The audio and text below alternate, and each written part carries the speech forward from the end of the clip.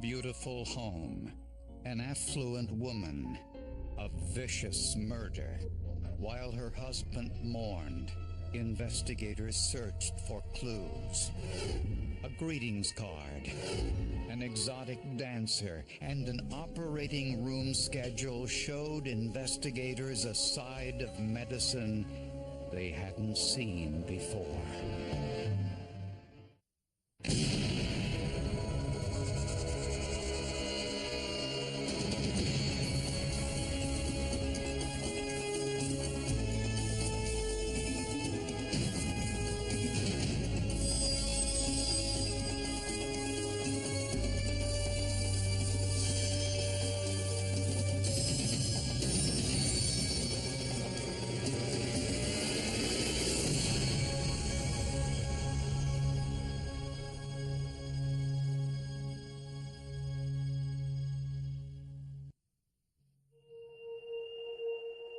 It was Valentine's Day, 2001, and Susan Hamilton had a busy day planned. Her husband, Dr. John Hamilton, was an obstetrician. Susan ran his medical clinic. Susan Hamilton was the proverbial trophy wife. By all accounts, she was a star, and he was indeed a very fortunate man to have her. But Susan never left the house that day. Dr. Hamilton was performing surgery all morning. When he finished, he stopped home on his way to his office to give Susan some flowers for Valentine's Day. Once there, he found the back door wide open. Upstairs in the master bathroom was his wife, unconscious. I think my wife is my wife's bleeding all over the place. Dr. Hamilton tried to revive her, but it was too late. In this case, the attacker was in complete control. It's unfortunate, but I don't think Mrs. Hamilton really stood a chance. The killer apparently escaped through the Hamiltons' back door. None of the neighbors saw anyone leaving the home. We were suspicious of the fact that maybe a burglar could have came in and possibly attacked this woman, trying to steal some jewelry or trying to steal some of the valuables from that home, and she possibly surprised them. This was a prominent part of Oklahoma City. Bigger homes, wealthier people, affluent folks, the kind that go to the country club. And police had another possible lead. As an obstetrician gynecologist, Dr. Hamilton performed abortions at his own clinic, the one his wife Susan ran. Dr. and Mrs. Hamilton had been targeted by anti-abortion protesters. They had even made up wanted posters, I believe. Wanted for murder, John Hamilton, that sort of thing. And both Dr. Hamilton and his wife were unapologetic about their work. And here in the Bible Belt, that's not something that citizens typically embrace. We know it goes on, it does happen, but to be openly doing something like that and have a clinic that does those kind of procedures didn't sit well with a lot of people. At the police station, Dr. Hamilton was grief-stricken. Please help me. Please help me. Please.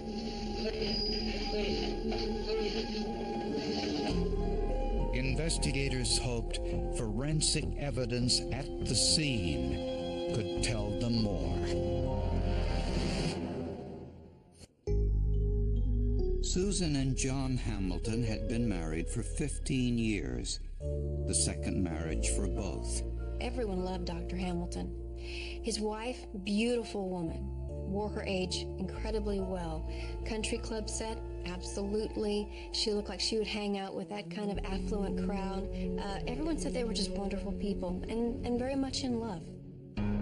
At At Susan's autopsy, the medical examiner found no signs of sexual assault. She had been strangled with some neckties. Then, the perpetrator drove her head onto the floor many times.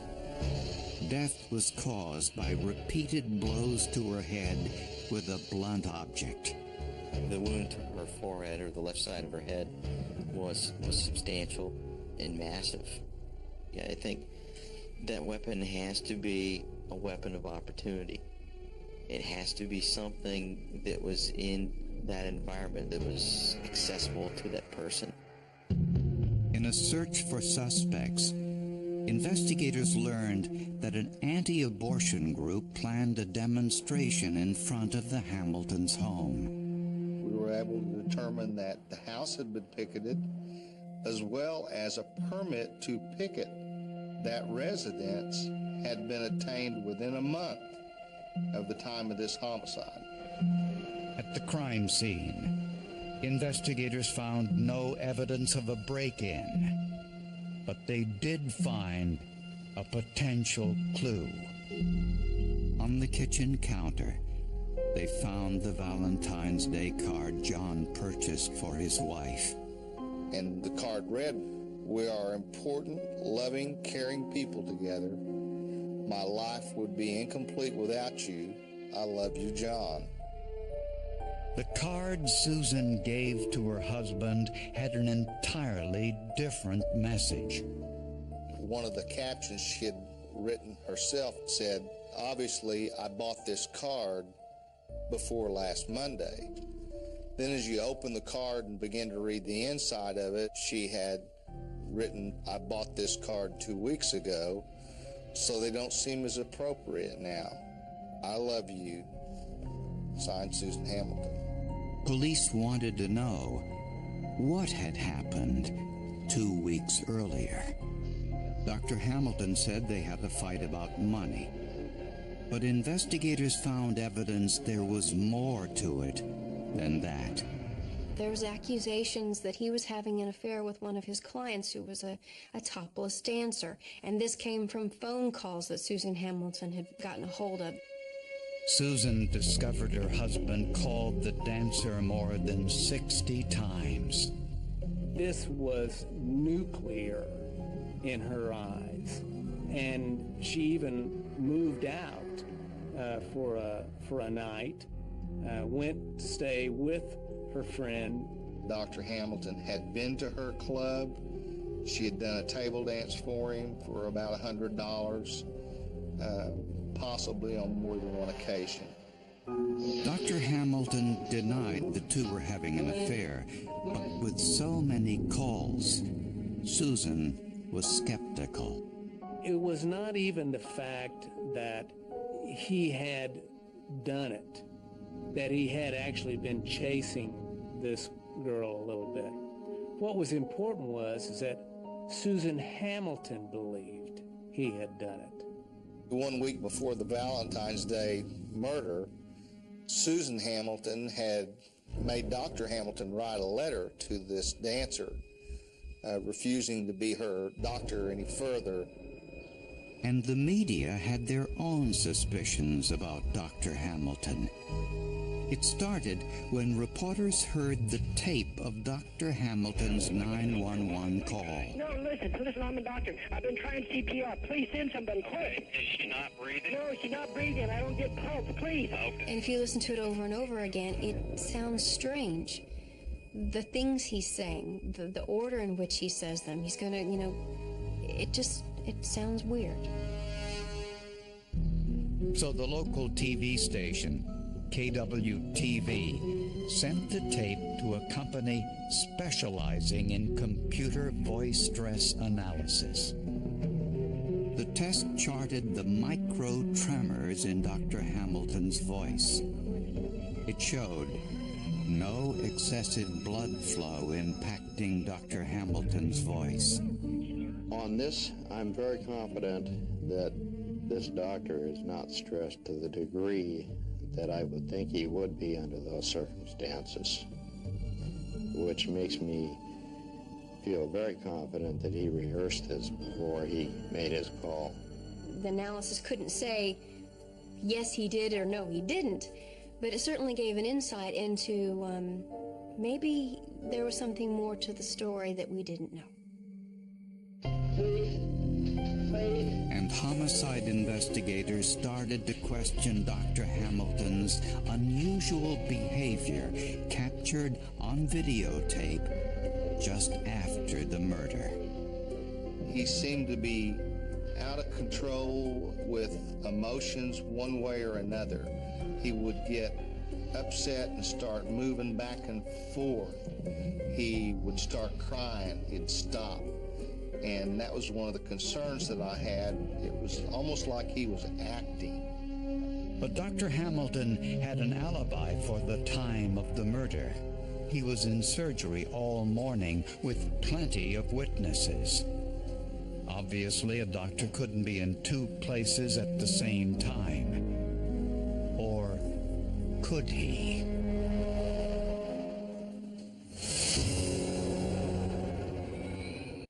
She was strangled. She was found naked. Topless dancers, abortions. You start hearing all that mixed together. It made for a lot of talk in this town. To analyze the forensic evidence from Susan Hamilton's murder, homicide investigators asked blood spatter expert Ross Gardner for his opinion. This case is like many in the sense that what the suspect says ultimately is going to be tested against the crime scene. When emergency workers arrived, Dr. Hamilton was covered in his wife's blood. Dr. Hamilton's presence in the crime scene and the fact that he's bloody is completely expected. He's come home, he's found his wife dead, he's cradled her, he's taken action. But not all the blood on Dr. Hamilton's shirt could be explained away. Dr. Hamilton's claims presented some major contradictions. I don't expect to find spatter. The spatter I observed were present on the front of his shirt, below his neck, on both sleeves at the cuff, and these suggested that his arms and his body had been in close proximity to a spatter event. On Dr. Hamilton's shoes were tiny blood droplets, almost invisible to the naked eye. These were suspicious, not only the shape, but the angle at which the blood landed on the shoes. There were some coming down on the toe from above, 40, 50 degrees. There was no possible way that someone had lifted Mrs. Hamilton's head, dropped her head down, created additional spatter, and somehow Dr. Hamilton's shoes were exposed to that you couldn't explain it from that. The blood on Dr. Hamilton's shoes was the result of medium-velocity impact spatter, the kind caused as a result of a beating. Tom Bevel, a blood spatter expert hired by Dr. Hamilton, agreed with Gardner's assessment. The spatter places the shoe within an area capable of receiving spatter, and the spatter is being generated by some impact into a blood source, which in this case is Mrs. Hamilton. And blood spatter found 4 inches up inside his right shirt cuff was most telling. It was direct spatter, meaning the blood landed directly on the shirt. For spatter to get up inside the cuff meant it had to be traveling at some speed. For it to get on the inside, the blood has to be coming at an angle capable of missing the wrist and the edge of the cuff and the outside and going on the inside of it. That puts very limited positions with which that could have occurred.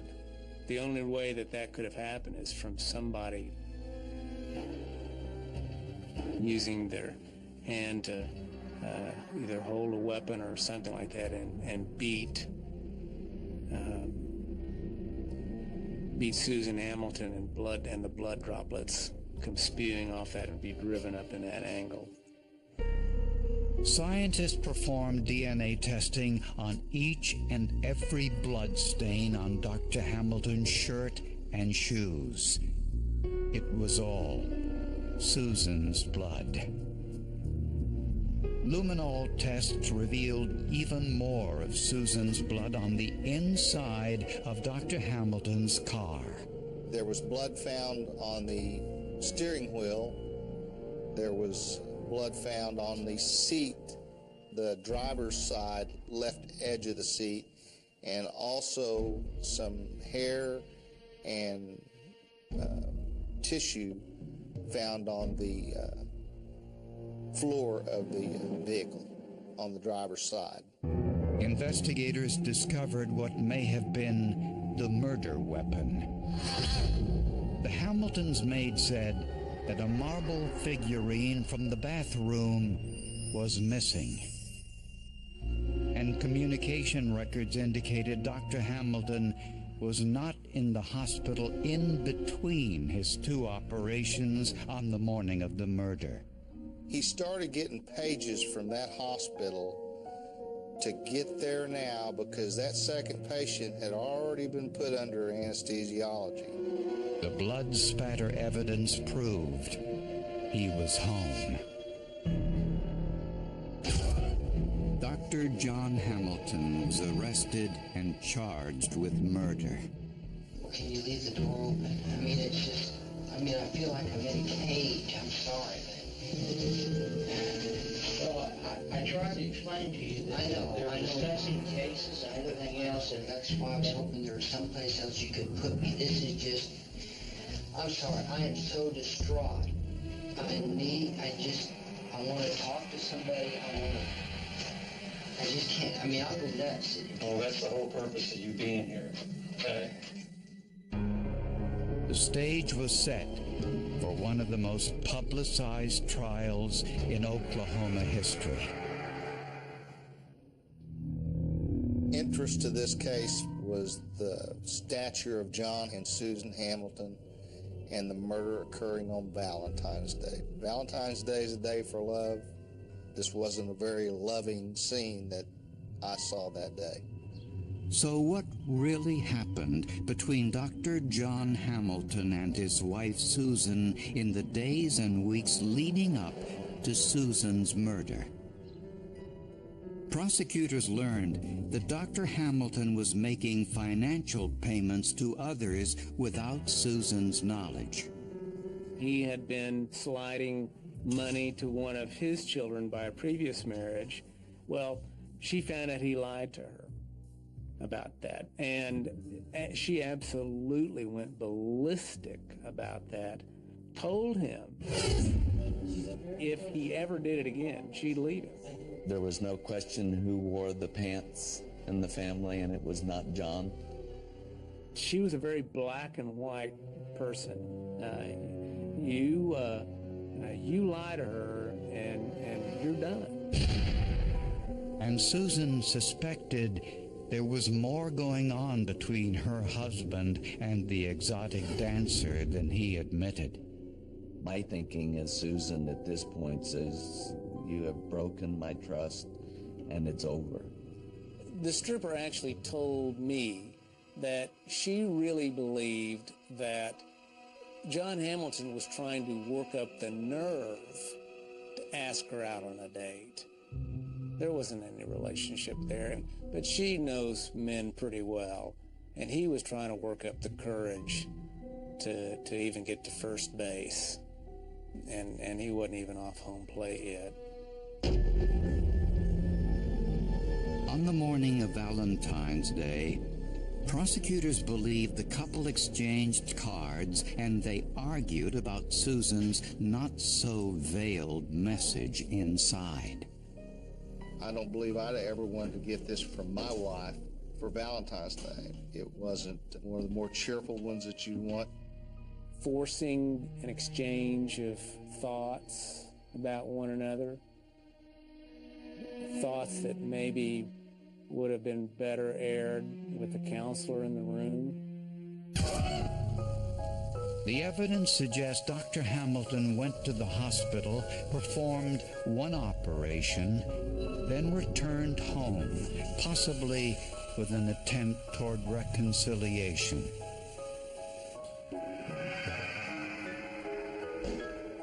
Prosecutors say the couple argued once again. In anger, Hamilton took several neckties from his closet and strangled her. Once unconscious, he hit her head on the floor and struck her with a blunt object. This created the medium-velocity blood spatter found on his shoes and on the inside of his shirt cuff. Before he could clean up, the hospital paged him for his next surgery. So he took his bloody trousers and the murder weapon and left for the hospital, leaving the back door open. That's how Susan's blood and hair got inside his car. How Dr. Hamilton disposed of the murder weapon and bloody trousers remains a mystery. At the hospital, Dr. Hamilton scrubbed up for his second operation, washing away the forensic evidence. But he was still wearing the shoes covered with his wife's blood. His ability to perform the operation didn't surprise prosecutors. My wife happens to be a surgeon. You revert to something you've done 1,000 times. I'm not sure I'd wanted him to perform the surgery on me. It's disturbing. It's frightening and creepy. When Dr. Hamilton went home, he called 911, but delivered a performance that didn't fool the forensic speech experts. Dr. Hamilton probably believed that performing CPR would cover any blood evidence of the murder. But he was wrong. He made some major mistakes knowing what is available through science today. Way beyond anything I had any knowledge of how sophisticated science is. At Dr. Hamilton's trial, in a devastating blow, Tom Bevel, the blood spatter expert hired by the defense, testified that he concurred with the prosecution's expert.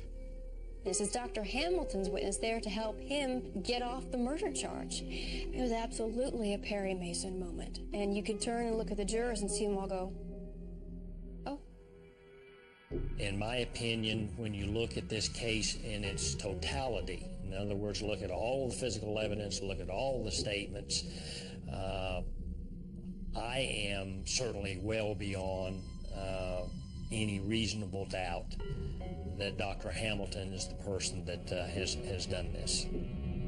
John Hamilton was found guilty of his wife's murder and sentenced to life in prison with no possibility of parole. We all felt sorry for him because, his situation, but to us, the evidence was so overwhelming and it just seemed to show on his face that he was guilty. John will rot in jail. John will have to pay for this at a higher level than what he's already paid. Meaning? Going to hell. The forensic findings I thought were powerful. That's the glorious thing about this case.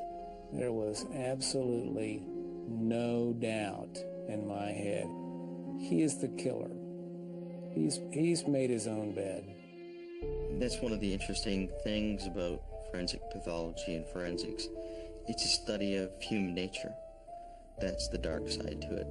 It's really unfortunate, but we could be pretty mean and nasty.